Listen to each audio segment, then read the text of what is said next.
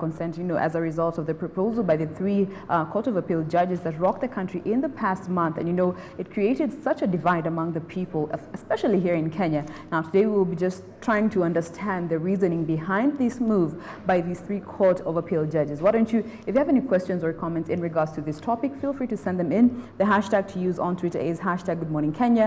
At Jane Wambui is my handle. At KBC Channel 1 is our official station handle. And my colleagues at Raymond and at Ramaguko. That's how you can find them on all social media platforms. Now, remember, we are at the Panari Hotel here in Nairobi. It's all about Easter with Panari, of course, in collaboration with the Broadcasting House, just looking to make your Easter all the more better.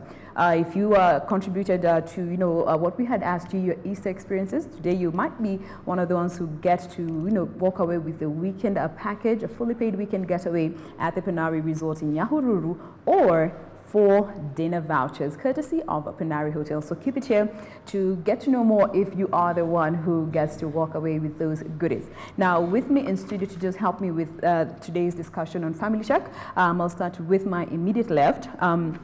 She is Margaret Olande. She is the Director and Consultant at Gender and Reproductive Health Solution, better known as GASH. Karibu sana. Thank you. At the center, we have a familiar face that had decided to potea kidogo, but he's back now. He is Fred Abog. He is a mentor, a motivational speaker, a life coach, as well as our resident analyst. Karibu sana Abog. Tutapigana baadaye.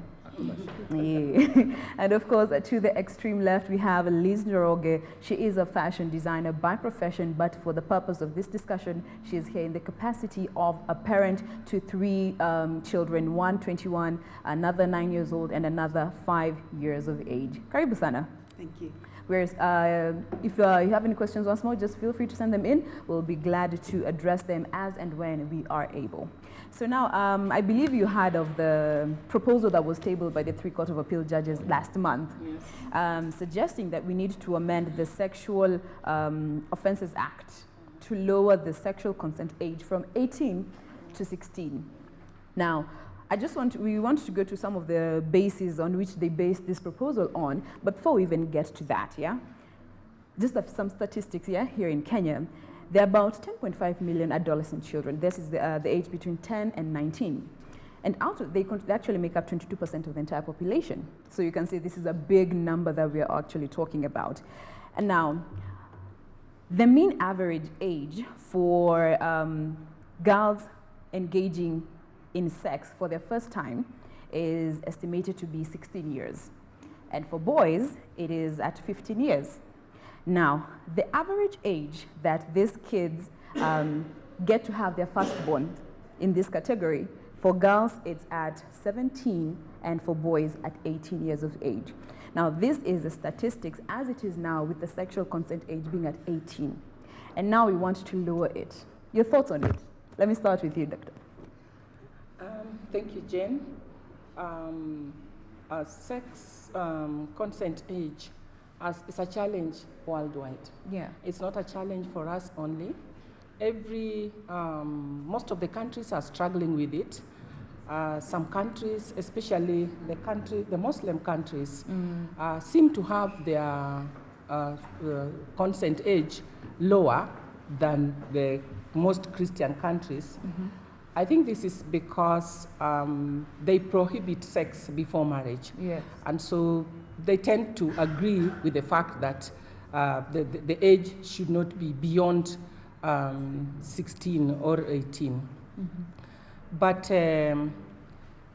what we must look at is our situation. We are in a developing country. We are struggling with a lot. In Kenya, we have what we will call population explosion. Mm-hmm. So these are young adults. These are more or less 16 is an adolescent age. Yeah. This age is they're in a crisis. They do not even know what they want. They think they are grown up, but they are not grown up. Yeah. And so allowing them to start sexual activities when they do not even understand their bodies, their hormones are raging. Mm-hmm. For me, I would think it's a debate that we need to take forward, but we need to also be very careful about it, considering also them and considering what they will get into after we lower the age. Okay. Yeah. Abog, as it stands now, our young girls, the average age that they're getting their first children is at 17 years of age. And that is when the sexual consent is at 18 years. Now, what will happen if we lower it to 16 years of age?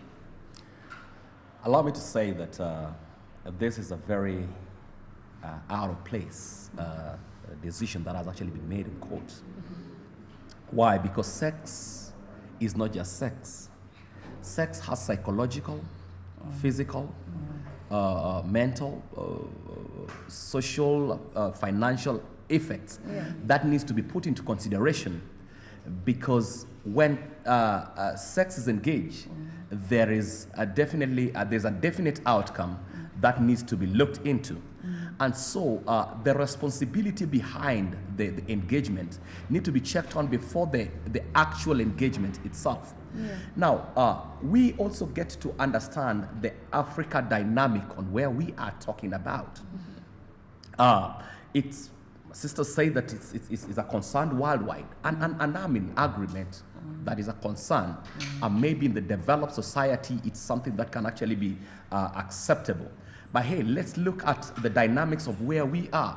Someone in a developed nation, a grandfather left for you a 50-acre land and some tracts that you can actually be able to. In Africa, the only thing that your grandfather left to your father is a shrine to go into, and so you're already struggling here. You come from a background that is struggling. You come from a background that actually doesn't know the head or tail, and then you bringing on a liability that is actually not be able to be put into consideration. Yeah, and so it's out of what you are saying, Mr. Abog. Even the awareness level in those developed countries is not what we have here. They start from very early at a family level to teach their children about sex. But for us, it's like a taboo. It's a no-go zone. Very true. So we'll actually be getting to that when looking at the challenges as of now that we're facing, not only as a country, but as a continent. Yes. Now, Liz, you are a parent. When you hear of such that, the government or our country could legally allow your children to be considered as adults to give sexual consent by the age of 16. As a parent, it's very scary, because considering what you've just said, that the age medium now is 17. A girl will give birth at 17. Now imagine the consent is 18 and they're giving birth at 17. So now when you reduce it to 16, they will give birth at 14. Mm-hmm. Now even the ones who are giving birth at 16, whose responsibility does it become? Because they don't know what they're doing, they don't know what they're engaging in. It's always left back to the parents. Yeah. They go and engage in whatever they're engaging in, then later what happens? The responsibility is brought back to the parents. Okay. We're already tight as it on is. Everything else, the finances, everything else. So you can imagine children being brought. You have two children, your child plus another child. So I don't think it's a good idea. No, before. Let us also get this a fact. The fact that the court decided does not make it legal. Yeah. If the court decides that today we drink poison, does poison make it legal? No. I think this is something that needs to be fundamental. And most of the cases that girls give birth at 17 in society is actually viewed as a mistake. So let us not legalize mistake. Let us approach on and enhance and entrench values that will be able to help us to build a moral society. All right. Now, this move to amend the Sexual Offences Act was actually proposed by 3 Court of Appeal judges. Now, that was Daniel Musinga, Rosalie Nambuye, and Patrick Kiage, who actually, the joint thought was like, it leads to more injustice contrary to its noble intentions. Now, let's just go through some of the, the reasoning behind why they proposed this. Number one, they said it's unrealistic to assume that teens and maturing adults do not engage in sex. That is something that is actually happening, but do you agree with what they say, that it's unrealistic for us to assume that they're not engaging in sex? Let me start with you, Margaret. I don't think it would be right to look at it from the realism, but from the fact that these are adolescents, they are young, they are still under our care. Yeah. They don't even understand that sex word itself. What they know is they are driven by the passion, they are driven by the feelings inside. Yeah. So we cannot just have a society where children will decide that today I'm 15, I'm 14, and I want to marry, and just say it is okay, because like Liz rightly pointed, it will come back to the parents. Yeah. And we cannot have, if we allow this to happen, for me, we'll open a Pandora box that we will not be able to deal with. That we're not ready for as a country? Yes, we are not ready. Economically, it is not viable, and even socially, because there's a lot that will come to the children that they are not ready for. Children born out of wedlock, pregnancies that are not planned for, abortions, and what have you. And so it is the responsibility of for us as parents to guide these children, to show them, that pleasure for today. How about your future?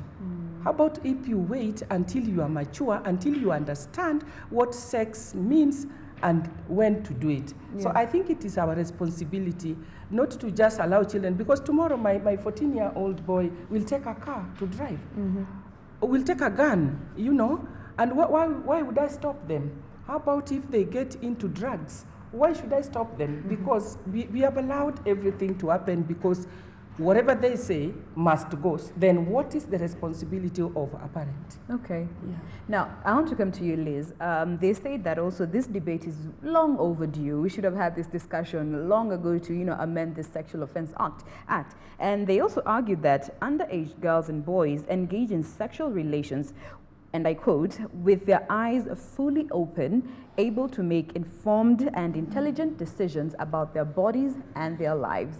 For a 16-year-old, are they capable of making intelligent and informed decisions about their lives and their bodies, especially now thinking of sex? First and foremost, it's already a mistake. The age consent is 18. So it's like we're saying we want to formalize a mistake. It's already a mistake. Let's not encourage it. We need to stop it. It does not need to go on. A 16-year-old, assume, if you were to give 20,000 to a 16-year-old, what would they do with the money? What would they do with the money? They'd go out and party, do the wrong things, engage in sex, and then what are the repercussions later? When you sit down and look at the young ladies who give birth at that age of 16, look at their lives. Their lives kind of stop.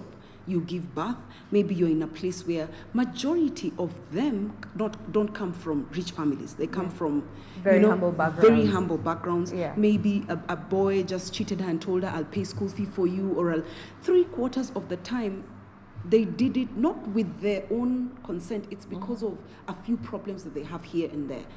Some homes, I've been to Homa Bay, where some girls engage in sex because they want to buy pads. They want the border guy will give her money to be able to buy pads and be able to go to school and not miss 2 weeks of school because they don't have pads. So you see, she's engaging in sex to get something or to solve a problem out of poverty. But if she had the option of being in school and being able to study, she would not be out there. But so you see, once she has already started at 16 and knowing that this guy is going to give me money to do this, she gets the baby, she'll graduate to a man who's going to give her more money to be able to take care of this child. As she grows, do you think she'll be able to work? So as of now, it's more of a means to an end. Means to an end. To take care of a responsibility that got her at such a young age. Yes, in the first place it was a mistake. So when you tell her, you now say, we legalize it, it means you're encouraging the mistake. You're only adding salt to the wound. Yeah. Now, Abok, another base that they actually based this proposal on is that men are languishing in jail for sleeping with teens, and I quote, who are willing to be and appear to be adults.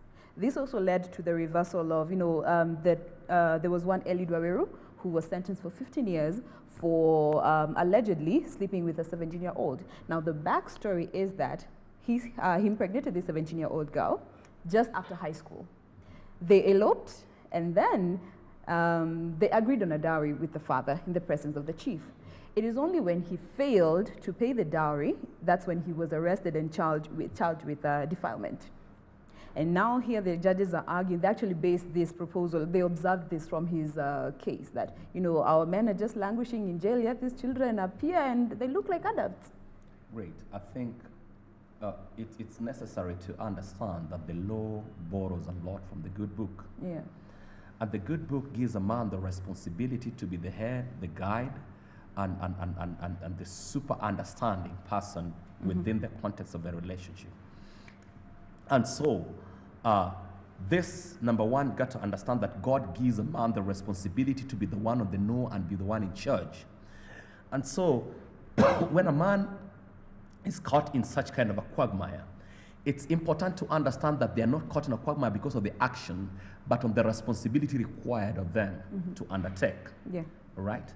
Now, that is a unique case, and you cannot actually pick on one single case or a few other cases to publicize or justify what is already wrong. Right?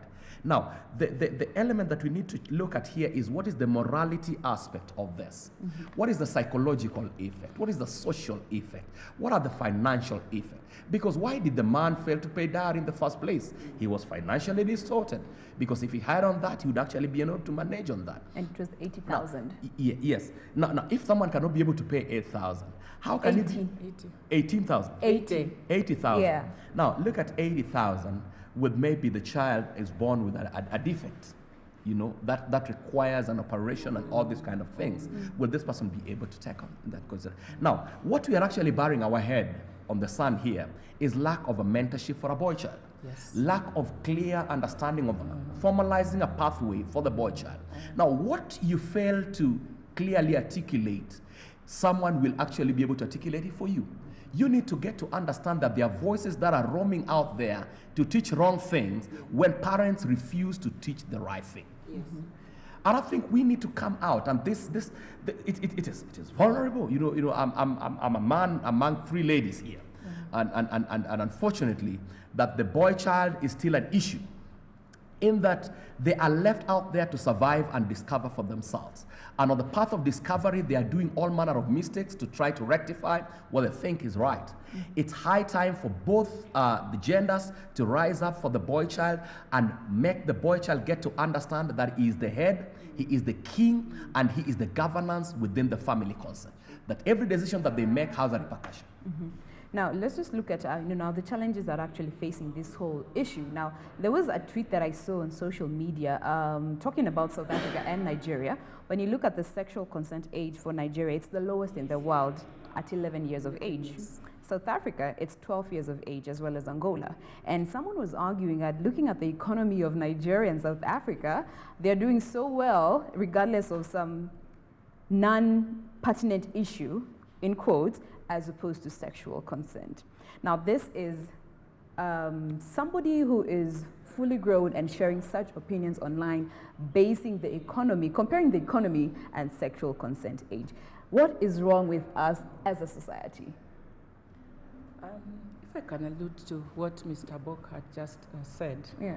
about the boy child, I think basing our argument on the fact that boys are languishing in jails unnecessarily, according to the writers, I think it's not being practical, because as a society, we can look for other means of mentoring these boys.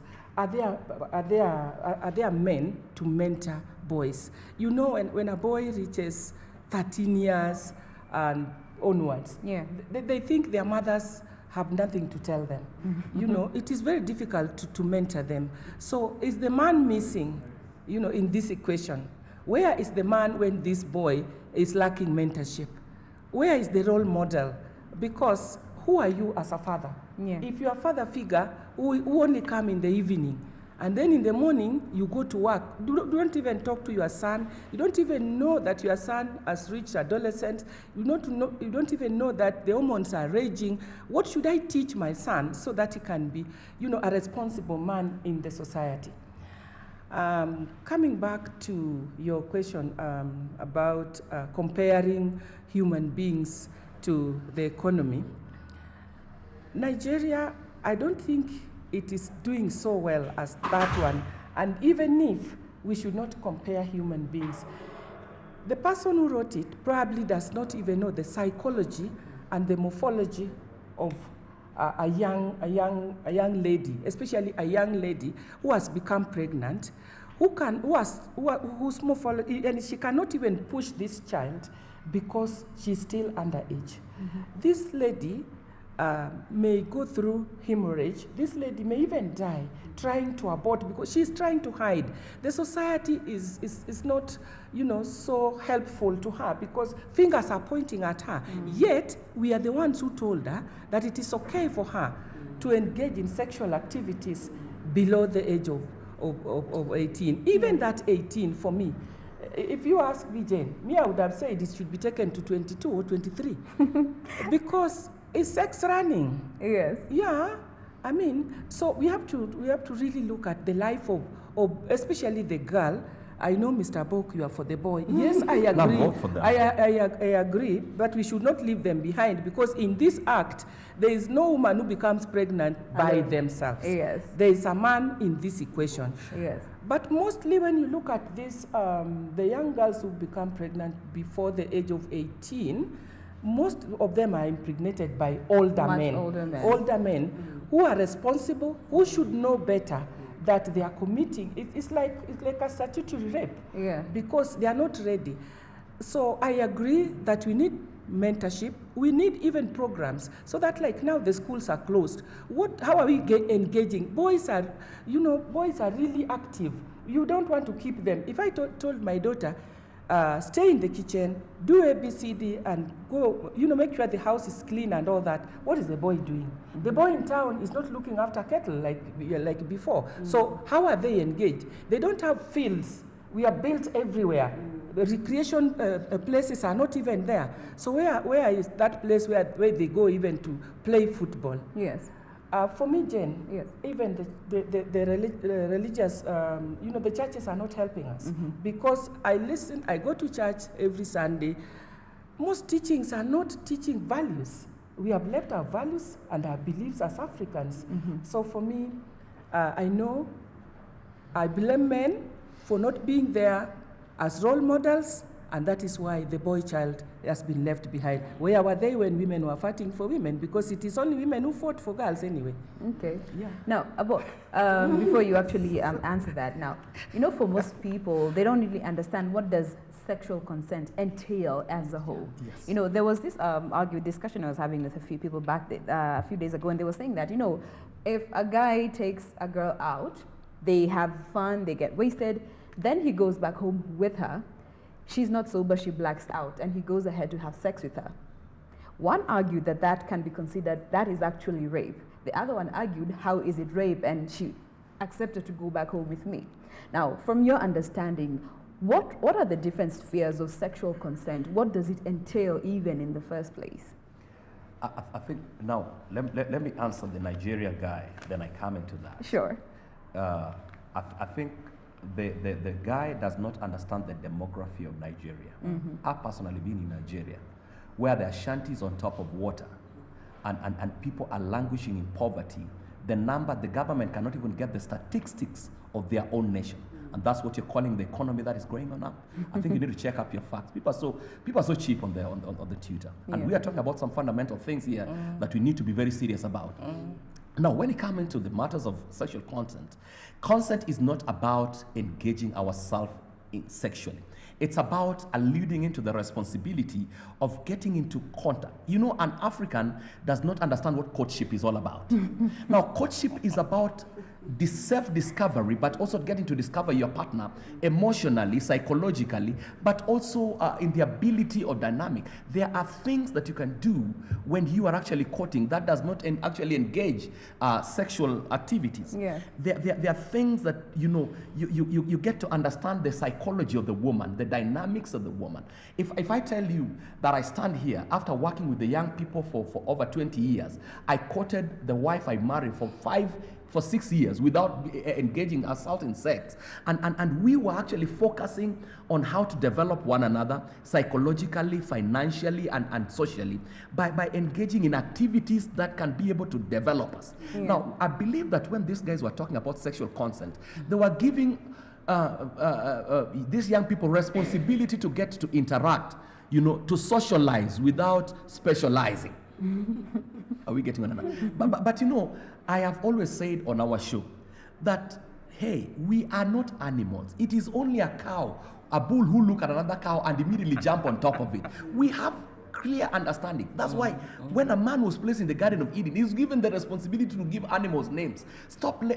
We need to stop behaving like some cows out there who, when you're given an opportunity to engage with an opposite sex, the only thing that you're thinking about is sleeping with them. That is a very low level of understanding things. But the only way we can be able to rescue on these things is to be able to teach our young people.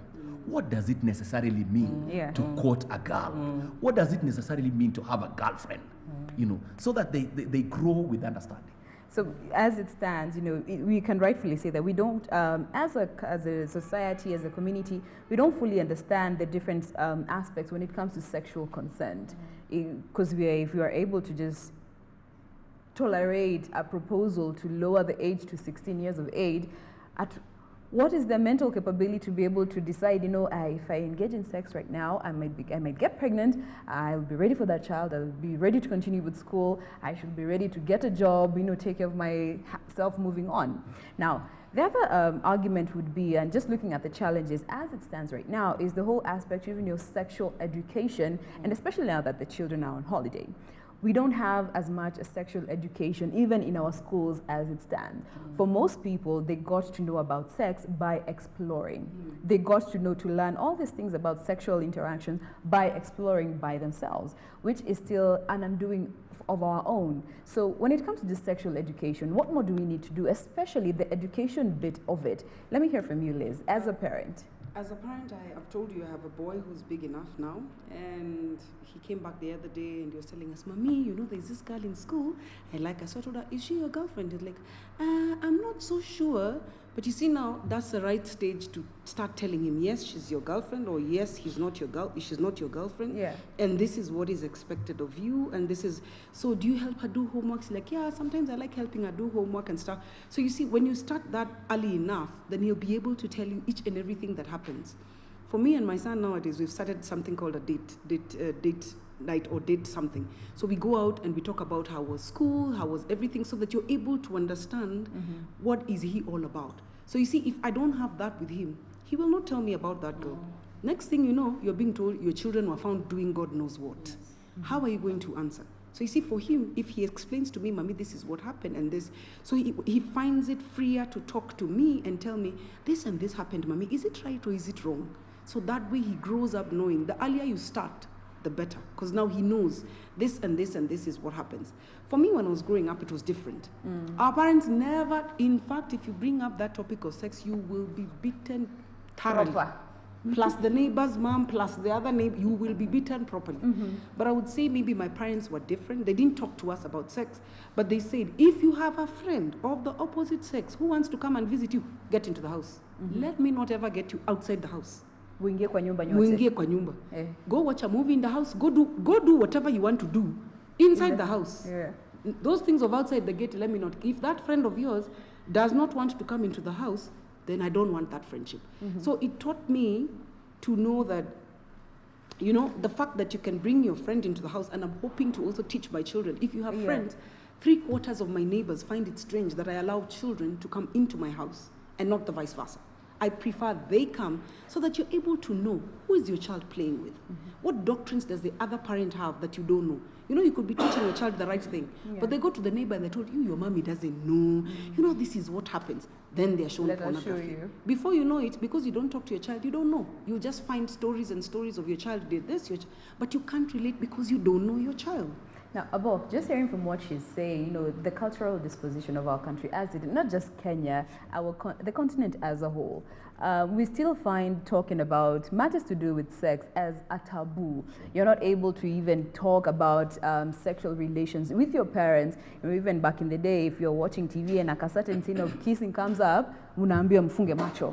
Now, are we just digging ourselves deeper in this pit of, you know, ignorance, as opposed to, you know, just protecting our children? Because one would argue, let's not expose them too early to it. But the other one is saying, the longer you wait, the more trouble you are brewing for the future. No, thank you that today we're discussing this when a lot of parents are actually watching this on the confines of their houses. Proper, appropriate information is necessary to prevent rogue culture.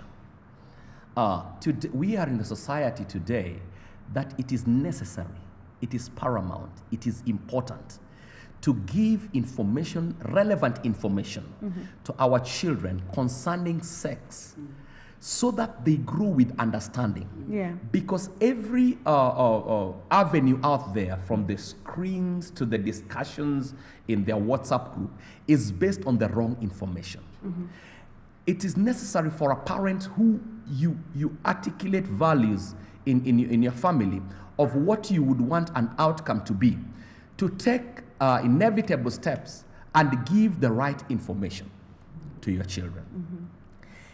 It has become necessary for a sexual education in school. Now, you got to understand, Jane, that up to this particular moment, when counselors go to teach girls about their menstrual, they kick boys out. So here you have a boy who does not know that this girl goes through their menses. They look at the girl that if she has good supporting documents and she has a Tuzo factory on her chest, then she is ready for sex. What he doesn't understand, that this is a component that helped this girl to grow into maturity and be in a position to be a woman, per se.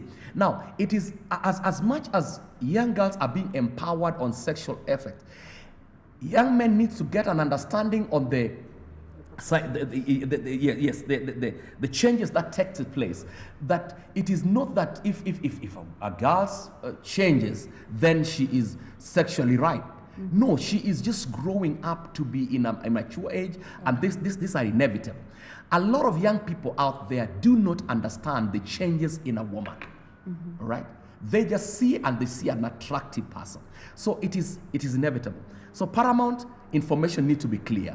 It needs to be timely, and it needs to be within the confine of their respectful, create an environment of grace.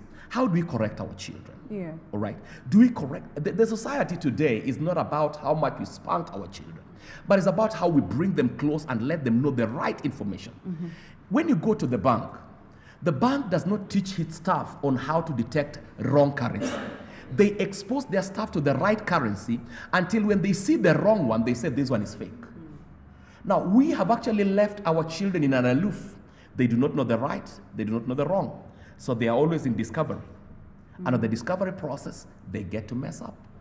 And there's no erasing and going back to do it again. Now, Nairobi Women Rep Esther Parsaris actually was supporting this proposal. She actually said, lowering the age will make it possible to establish and implement the comprehensive sex education curriculum that will enable young people to understand sex. Are we essentially telling our men that it's okay to have sex with children? First and foremost, if we go back to the CSE, that is the comprehensive sexual education, the reason why it never saw the light of the day is because there was lack of preparedness. I don't even think our teachers were prepared enough, that they had the right language, because what language are we going to use to explain to our children about their sexuality? Yeah. So I don't think there was even the right language. The attitude around the comprehensive sexual education is not right yet. The teachers have to go back to the drawing board to be retrained so that they are able to bring this and package it in a manner that a young child of, I don't know, it was starting from primary. Yes, a young child of maybe 3 years or even 5, 6 years would understand it and not get the wrong side of sex. Yeah, because when they go home, it is an ish talk. When they go home, the TV is changed, is switched off, or they are told to go to bed when there is something, when they are discussing sex. So that preparedness, first of all, was not there. It would have been rushed. That is why I think it stalled, kind of. Now, because the Nairobi Women's Rep think it is the right time to consent, I think some pressure is coming from the countries like Nigeria countries because so many countries also have consented lower ages, 13. But like I said before, for those countries, for Nigeria, it is because it's a Muslim country. And because sex is prohibited before marriage. I don't know the debate they have behind that, because even though it is consented, these are still young people. Yeah. They are still not ready to engage in sex. So maybe one time when you invite a Muslim, they will explain to you why it is right for them, because the age and dini are two different things. Yeah. Looking at a girl who is 16 years, with all, her features showing that she's ready, does not give her rational thinking. Okay. Yeah. Now, just the same question I had asked, as a parent, when you hear of such a proposal, are we as a country essentially telling our men that, you know what, it's okay to have sex with our children, it's okay to take them out of school and marry them? First and foremost, most of those incidences, where are they found? Hidden. Mashinani. They're never done out in the night or in the open. Why are they hiding? Because they know what they're doing is wrong. If they knew it was right, then they'd come to your mom and your dad and say, I want this girl at 15 years of age, if what they were doing was right.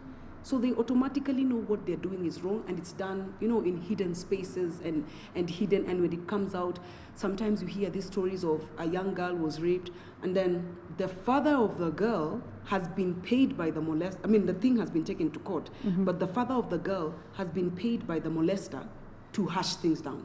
And then before you know it, the story is let down. How is that child going to relate? From when that thing happened, by the time they grow up, by the time they become resentful, and you have spoiled that child's life.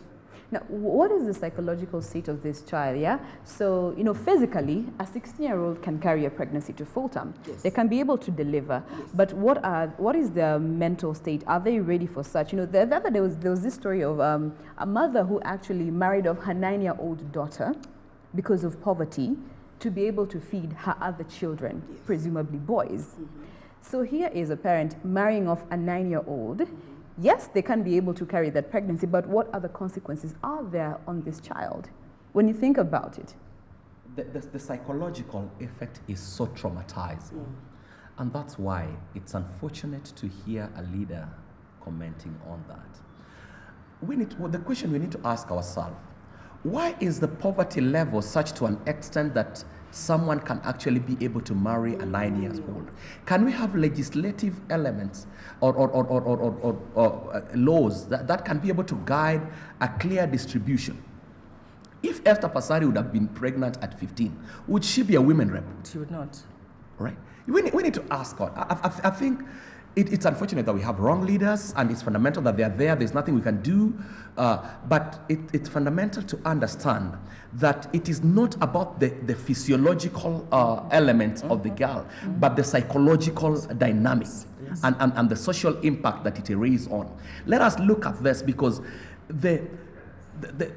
yesterday I watched a documentary that was on another station for over 1 hour on a child giving birth to a child, and the psychological discontent. They could not even give the faces of the parents. The parents would not want their faces to be seen. Why? Because of the misery that they're going through as a result of what their children have gone through. Their future is distorted. Their images are confused. They lack the financial ability even to take care of these children. And the mortality rate definitely is high. So is this what exactly we would like to encourage? I think let us be fair to one another. The Bible says, do to your neighbor as you'd like to be done to yourself.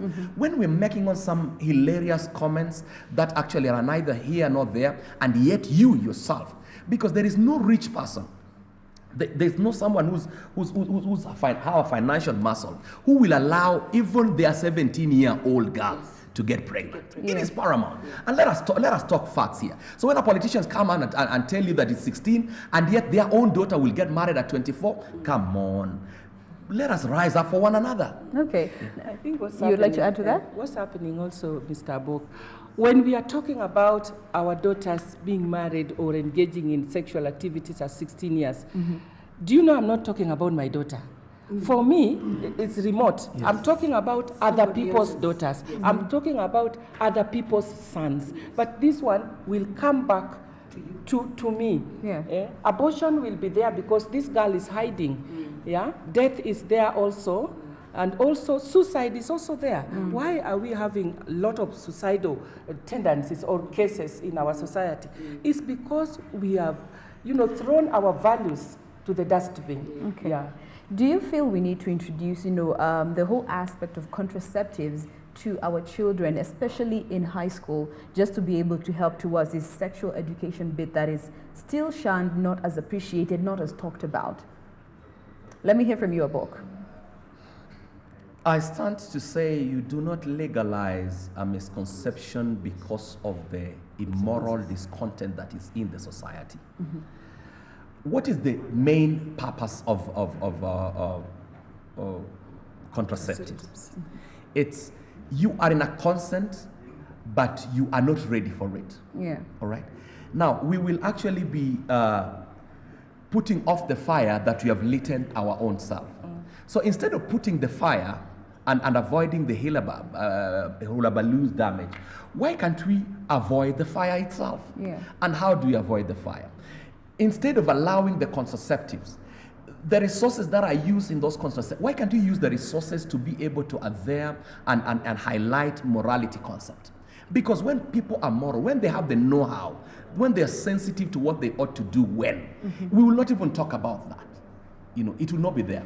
But here is a case whereby we want to promote a production of something. Why? Because there's something that we're gaining on it. Yet we can use that resources and go all over the country and talk about morality, sensitize our young people, mentor them, open opportunities, give them an environment that they can ask questions, and then we'll be able to avoid that. So you're not in support of the whole idea of introducing the concept of contraceptives as well in the sexual education bit? Yes, it fits the purpose of sexual education. It fits the purpose because when the information is right out there, someone will avoid it automatically. Liz, your thoughts on the whole aspect of contraceptives in sexual education? As we speak right now, contraceptives and sexual education is there. It's there. But what is the rate at which the girls are getting pregnant? What is the rate at which the boys are engaging in sex? It's still a lot. Yeah. You can imagine it's on that high and it is illegal. Now imagine if you legalize it. They legalize it. It will triple. All right. Yeah. Margaret, your thoughts? That debate is very challenging about contraceptives because you look at the pros and cons. Sometimes you look at this girl, probably if she had contraceptives, she would probably have gone on with her education. She would not have become pregnant because they are engaging in sex anyway. Not that we have allowed it, but as we keep on, saying that we need to mentor them, we need to teach them, we need to engage them, to educate them about their sexuality. But contraceptives, I'm not for it, but I'm not going to say that it should not be there because, like the question he asked, if Esther Passaris had become pregnant at 16 years, would she have been? So we are kind of going to not to have a responsible person in our society.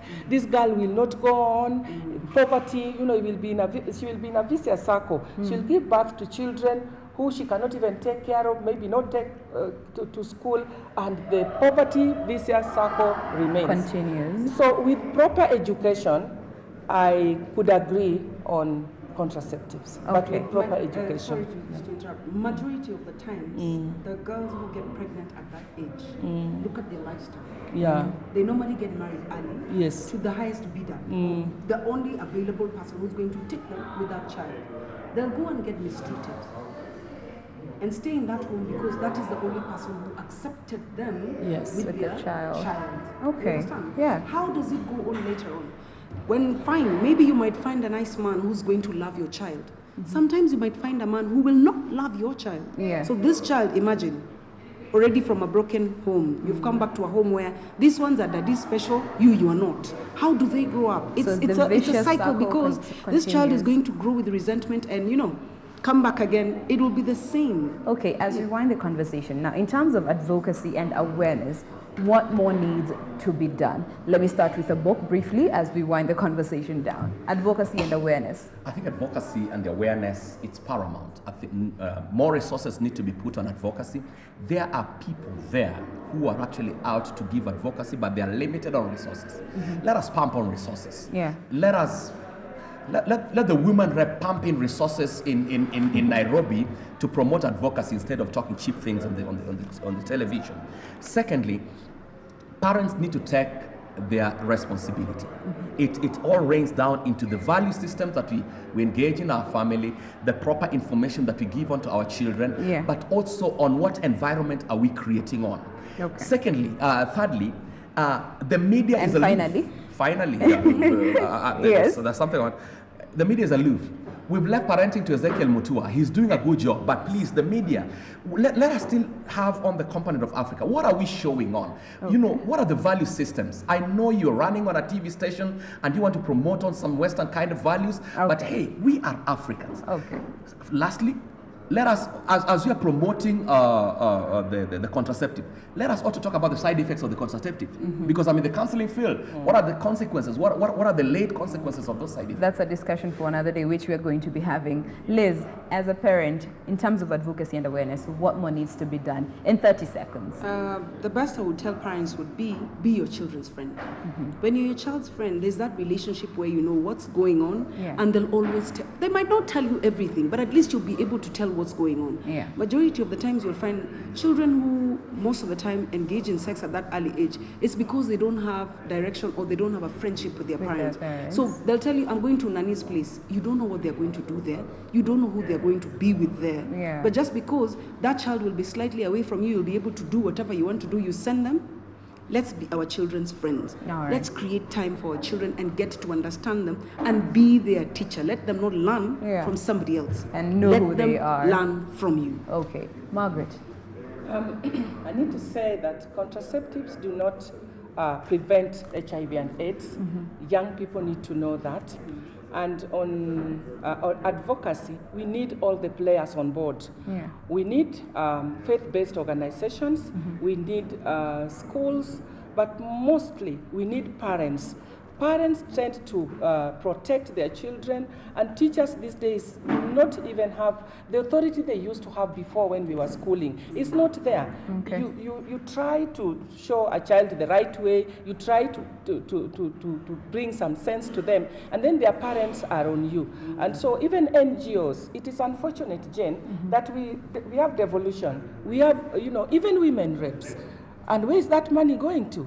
So advocacy must start at our doorsteps, but must start with us as parents to help our society and our children. It all starts at home. Know your child. Don't be surprised by discovering who your child is much later in life. Well, we have been just talking about this whole issue of sexual consent, of course, basing it on the proposal that was tabled by the 3 Court of Appeal judges to amend the Sexual Offences Act and lower the consent age from 18 as it stands to 16 years of age. We've just been able to go through some of the bases on which they presented their argument on, and as you have heard, everyone has different varied opinions, but for the greater voice, it's a bit too much too soon for us as a nation to take on. Well, we have, and helping me with this discussion, we have been with Liz Njoroge to my extreme left. She is a parent and a fashion designer, but for the purpose of this interview, she was here in the capacity of a parent. Thank you so much, Liz. The only gent on set, Fred Obok, a mentor, inspirational speaker, life coach, as well as our resident analyst. And to my immediate left, she is Margaret Olande, director and consultant at Gender and Reproduction Health Solutions, and she is a lecturer as well. Thank you so much for making time to be with us this morning. Now, Good Morning Kenya does continue. Remember, we are at the Panari Hotel here in Nairobi. It's all about Easter with Panari, and we will be rewarding 2 couples with a fully paid weekend getaway at the Panari Resort in Nyahururu. So keep it here to find out who that will be, as well as giving out 4 dinner vouchers. Regina Manyara is coming up with that next interview as we award our winners for today. So we want to take a quick break, but do not go anywhere. Good Morning Kenya continues.